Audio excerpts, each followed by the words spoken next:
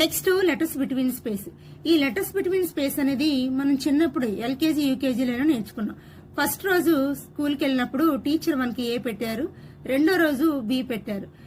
AB వచ్చిన తర్వాత మూడో రోజు ఏబి రాయమంటే ఏ రాసి దాని మీద బి రాసామంటారా, లేదు ఈ రెండు లెటర్ వేరు వేరు అని చెప్పేసి పక్క పక్కన రాసామంటారా అంటే ఇలా రాయలేదు మనం.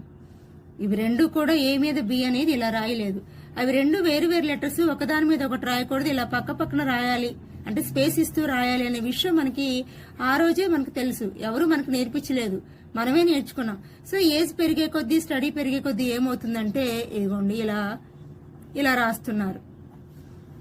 ఒక లెటర్ ఇంకొక లెటర్ టచ్ అయ్యేలాగా రాస్తాం. ఇలా రాయకూడదు, ఏ పక్కనే ఉండాలి బట్ ఏకి టచ్ అవ్వకూడదు.